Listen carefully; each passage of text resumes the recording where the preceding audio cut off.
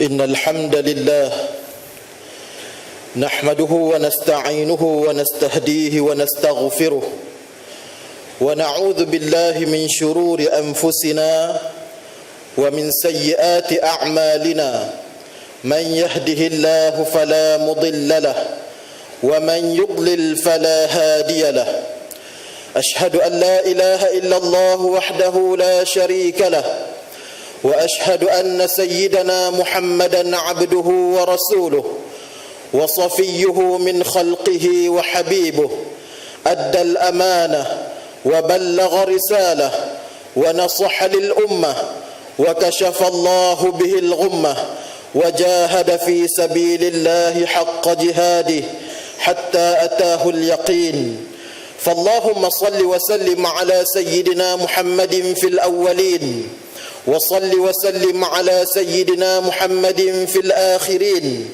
وصل وسلم على سيدنا محمد في الملأ الأعلى إلى يوم الدين أما بعد فيا أيها المسلمون اتقوا الله أوصيكم وإياي بتقوى الله وطاعته فقد فاز المتقون قال الله سبحانه وتعالى يا أيها الذين آمنوا اتقوا الله حق تقاته ولا تموتن إلا وأنتم مسلمون.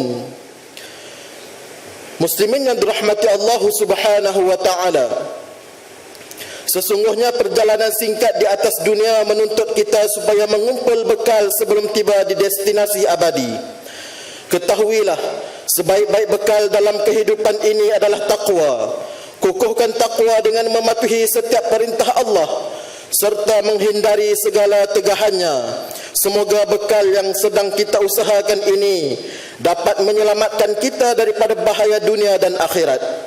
Bagi meneguhkan takwa kita, mimbar pada saat berkat ini akan membicarakan sebuah khutbah yang bertajuk Indahnya Berlapang Dada. Muslimin yang dimuliakan, alangkah sedihnya melihat perbalahan yang membawa kepada perpecahan umat Islam tidak pernah surut. Bahkan ia bak barah yang semakin merebak ke segenap pelosok anggota. Realiti pahit ini terpaksa ditelan, sedangkan ubatnya tidak dicari.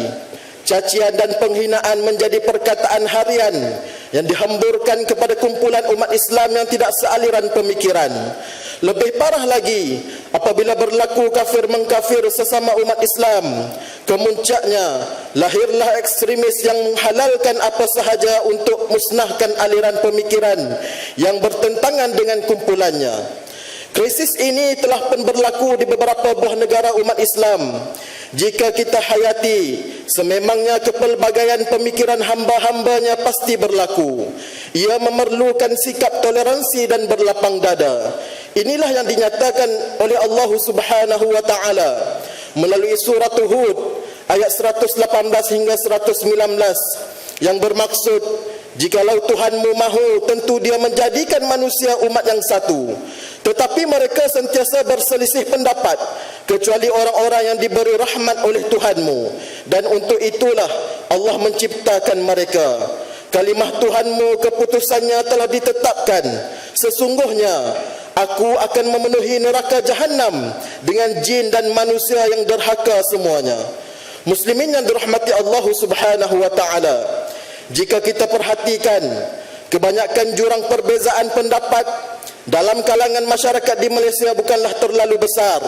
Ia tidaklah sehingga membawa kepada terkeluarnya akidah seseorang daripada landasan Islam. Misalnya, perbezaan pendapat untuk menentukan amalan mana yang afdal, penerimaan hadis dhaif, penetapan hukum fiqh, perbezaan sunat dan bid'ah hasanah, pentakwilan ayat-ayat mutasyabihat, penerimaan tarikat sufi dan kepelbagaian kaedah dakwah dan kaedah berpolitik. Semua ini banyak diperbahaskan semula pada hari ini. Tidak salah untuk kita berbahas dan saling mengemukakan hujjah, tetapi harus memberi perhatian kepada beberapa perkara. Yang pertama, berhujjahlah dengan sebaik-baik perkataan. Allah Subhanahu wa taala memperingatkan hal ini melalui surah An-Nahl ayat 125. Ud'u ila sabili rabbika bil hikmati wal mau'izatil hasanah wajadilhum billati hiya ahsan inna rabbaka huwa a'lamu biman dhalla an sabilih wa huwa a'lamu bil muhtadin. Serulah manusia kepada jalan Tuhanmu dengan hikmah dan pelajaran yang baik, dan bantahlah mereka dengan cara yang baik. Sesungguhnya Tuhanmu dialah yang lebih mengetahui tentang siapa yang tersesat dari jalannya, dan dialah yang lebih mengetahui orang-orang yang mendapat petunjuk. Kedua, jangan meletakkan sebarang gelaran buruk kepada mereka yang tidak sependapat dengan kita. Memberi gelaran akan menyebabkan salah tanggap umum kepada sesuatu pemikiran atau kumpulan. Ingatlah bahawa ia tidak akan menyatukan pemikiran, bahkan akan menyebabkan mereka yang digelar semakin kuat berpegang kepada pemikiran mereka.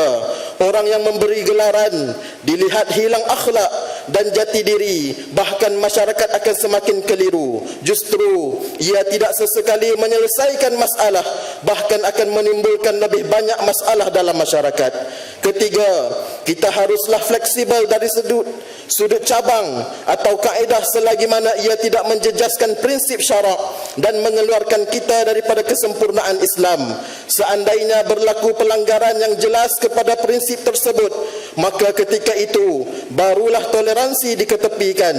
Contohilah sikap Imamuna Syafi'i, sikap berlapang dada Imamuna Syafi'i ketika mengimamkan solat subuh di tempat masyarakat bermazhab Hanafi. Beliau tidak membaca qunut.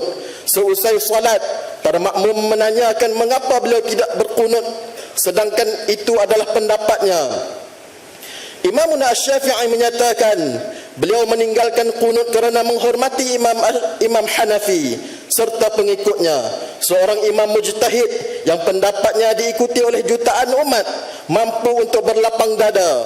Mengapa tidak kita? Keempat, jangan cepat menghukum apabila menerima sesuatu maklumat. Antara sifat mereka yang berlapang dada ialah meneliti kebenaran setiap apa yang sampai kepada mereka. Jangan disebarkan apa sahaja yang didengari. Ingatlah pesan Nabi SAW yang bersumberkan daripada Khafat bin Asim radhiyallahu anhu yang diriwayatkan oleh Imam Muslim rahmatullah, kafa bil mar'i kadhiban an yuhadditha bi kulli ma sami'. Bermaksud, cukuplah seseorang itu dikatakan pembohong apabila dia berbicara tentang apa sahaja yang didengarinya. Selain itu, jangan menghukum secara umum. Misalnya, jika sebilangan kecil daripada sesuatu kumpulan berbuat perbuatan salah, maka kita menganggap semua anggota kumpulannya tersebut turut bersalah. Ini akan menyebabkan kita berlaku tidak adil kepada sebahagian yang lain yang tidak membuat salah. Maka kita dituntut supaya menjadi lebih teliti bagi memenuhi kriteria orang yang berlapang dada. Mereka yang gagal memiliki sifat berlapang dada akan cepat melatah dan gelojoh dalam membuat pertimbangan. Hasilnya, mereka akan membuat keputusan yang tidak adil, dan ini memberi kesan negatif kepada diri mereka khususnya serta masyarakat secara umumnya. Muslimin yang dirahmati Allah Subhanahu wa taala, apakah pendirian kita selaku orang awam apabila berhadapan dengan situasi perbalahan disebabkan berbeza pandangan dalam masyarakat? Antaranya ialah yang pertama, pastikan apakah perkara yang diperselisihkan, sama ada ia adalah perkara prinsip atau perkara cabang seperti hukum fiqh yang masih mempunyai ruang untuk diperbahaskan. Perkara yang telah mempunyai ketetapan tidak dapat kita toleransi, sedangkan perkara cabang adalah dituntut untuk kita berlapang dada seluas-luasnya selagi mana ia dipayungi dalil syarak. Kedua, bijaklah menilai keutamaan yang lebih dituntut. Apakah membahaskan perkara yang cabang atau kewajipan menjaga persaudaraan sesama Muslim? Ramai di kalangan kita memilih untuk membelakangi akhlak sesama Muslim sehingga sanggup memutuskan ikatan ukhuwah sesama umat. Apalah kiranya kita menilai mereka sebagai manusia yang layak hidup secara harmoni dan saksama. Ketiga, usahalah melibatkan diri dengan sebarang perbahasan yang bukan bidang kepakaran kita. Tetapi jangan sampai kita berkeras menentang sesuatu pendapat sedangkan kita tiada ilmu berkaitan dengannya. Lebih baik berdiam diri dan memberi ruang orang lain membahaskannya. Saudara-saudaraku yang dirahmati Allah, berlapang dadalah Sesungguhnya berlapang dada akan membuatkan kita lebih tenang, dihormati kawan dan lawan, memudahkan urusan dakwah, serta masyarakat akan hidup dengan lebih harmoni. Mengakhiri khutbah pada hari ini, mimbar ingin menyimpulkan beberapa perkara untuk kita renungkan. Yang pertama, perbezaan pendapat yang terjadi tidaklah sebesar isunya, akan tetapi sikap sombong dan ekstrim sesetengah umat Islamlah yang menjadikan ia semakin rumit untuk dirungkaikan. Kedua, kesan perbezaan pendapat yang tidak ditangani secara berhikmah akan meruntuhkan persaudaraan umat Islam. Apalah artinya jika kita menang berhujjah tetapi tergadai ukhuwah. Ketiga, sikap yang amat dituntut ialah toleransi yang tinggi di samping berhikmah dalam menyampaikan hujjah serta teguran. Firmanullah subhanahu wa ta'ala di dalam suratul Isra ayat 36, A'udzu billahi minasyaitonir rajim, wa la taqfu ma laysa laka bihi 'ilm, innas sam'a wal basara wal fuada kullu ulaika kana 'anhu mas'ula. Bermaksud, dan janganlah engkau mengikut apa yang engkau tidak mempunyai pengetahuan mengenainya. Sesungguhnya pendengaran dan penglihatan serta hati, semua anggota itu tetap akan ditanya tentang apa yang dilakukannya. Barakallahu li wa lakum bil Qur'anil azim, wa nafa'ani wa iyyakum bima fihi minal ayati wadh-dhikril hakim, wa taqabbala minni wa minkum tilawatah, innahu huwas sami'ul alim.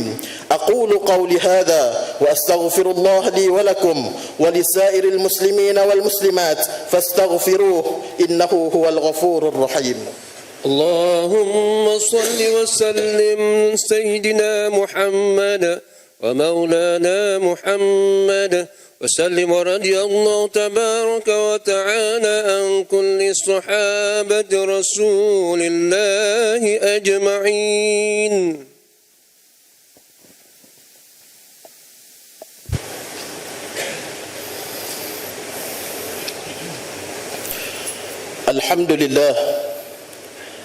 الحمد لله الذي جعلنا من المسلمين ورزقنا من الطيبات.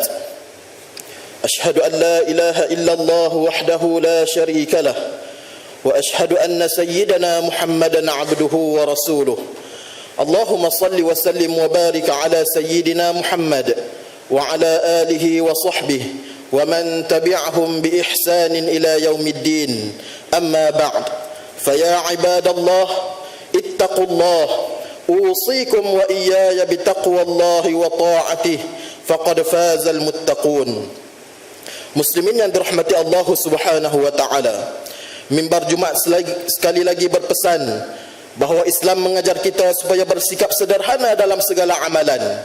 Kita amalah dituntut agar menampilkan kemuliaan akhlak, sikap dan kepribadian tinggi, kerana Rasulullah sallallahu alaihi wasallam diutus untuk menyempurnakan akhlak dan sebagai rahmat bagi seluruh umat dan sekalian alam.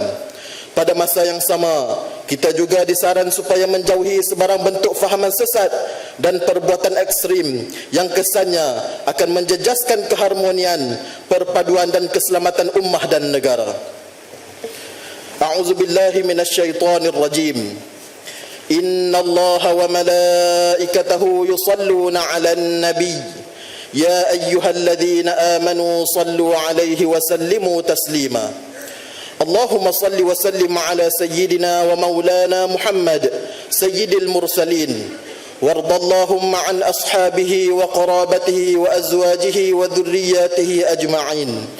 اللهم اغفر للمسلمين والمسلمات والمؤمنين والمؤمنات الأحياء منهم والأموات، إنك سميع قريب مجيب الدعوات ويا قاضي الحاجات. اللهم إنا نسألك ونتوسل إليك بنبيك الأمين، ونسألك بأسمائك الحسنى وصفاتك العظمى أن تحفظ بعين عنايتك الربانية وبحفظ وقايتك الصمدانية جلالة ملكنا المعظم سلطان سلنغور سلطان شرف الدين إدريس شاه الحاج ابن المرحوم سلطان صلاح الدين عبد العزيز شاه الحاج. اللهم أدم العون والهداية والتوفيق والصحة والسلامة منك لولي عهد سلنغور تنكو أمير شاه ابن سلطان شرف الدين إدريس شاه الحاج في أمن وصلاح وعافية بمنك وكرمك يا ذا الجلال والإكرام. اللهم أطل عمرهما مصلحين للموظفين والرعية والبلاد، وبلغ مقاصدهما لطريق الهدى والرشاد. اللهم انصر الإسلام والمسلمين، وأذل الشرك والمشركين والنفاق والمنافقين، ودمر أعداءك أعداء الدين. اللهم انصر إخواننا المسلمين في فلسطين، اللهم انصر إخواننا المسلمين في سوريا، اللهم انصر إخواننا المسلمين في كل مكان وفي كل زمان برحمتك يا أرحم الراحمين. ربنا هب لنا من أزواجنا وذرياتنا قرة أعين واجعلنا للمتقين إماما. ربنا آتنا في الدنيا حسنة وفي الآخرة حسنة وقنا عذاب النار. عباد الله، إن الله يأمر بالعدل والإحسان وإيتاء ذي القربى وينهى عن الفحشاء والمنكر والبغي، يعظكم لعلكم تذكرون. فاذكروا الله العظيم يذكركم، واشكروه على نعمه يزدكم، واسألوه من فضله يعطكم، ولذكر الله أكبر والله يعلم ما تصنعون. أقيموا الصلاة.